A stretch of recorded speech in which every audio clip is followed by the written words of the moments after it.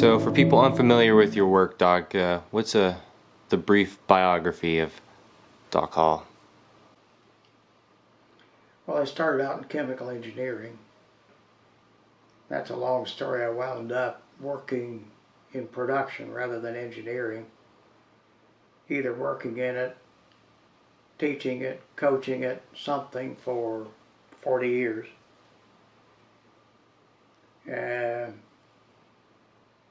And just along the way, it began to occur to me that what we were doing and some of what I had done did not take the world in a good environmental direction. One of them was my bit role in developing the very first baby diaper, which is now about 3% or so of all landfills. Was there any one event or moment that inspired the idea for compression, and how has that idea evolved over the years since its original inception? I can't recall any one, big flashy insight type moment. I was trying to write a book, Compression, came out almost 10 years ago now,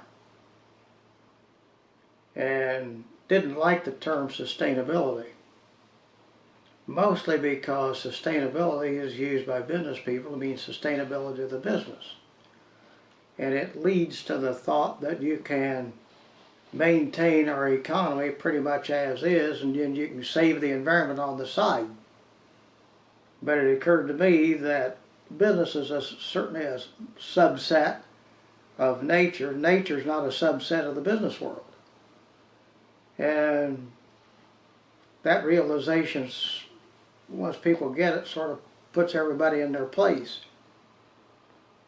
The world's headed for calamity if we do not change our perception first of what's going on and then figure out what to do about it. Now, over time, there's a lot more people than me that have figured a lot of this out. And the ones that are taking more or less effective action are the ones that are attempting to build much more local economies, be more self-sufficient in their communities, and there are various ideas about that.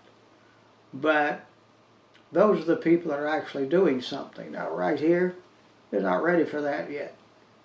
Reality hasn't hit. We're right on the edge of the fracking field.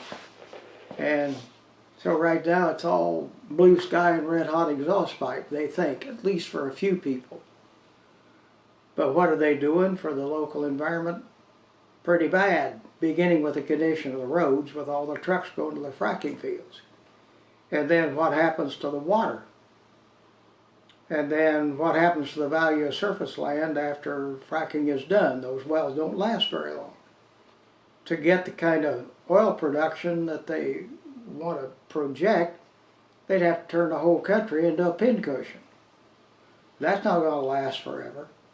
And then there are all kinds of wonderful alternatives. Now, mind you, we're just talking about the energy side of this. What are the consequences? Now you talk about what we do with the energy, and now you're into huge population increase, food insecurity in places, maybe overuse of all kinds of chemicals in the environment, which can be endocrine disrupting to both humans and to other life, animals. And it's inability of people to see something other than their own immediate welfare that's a real problem. This Compression Thinking series is an attempt to start with just a few people. Can you get in mind that the most basic assumptions by which we live are deeply flawed?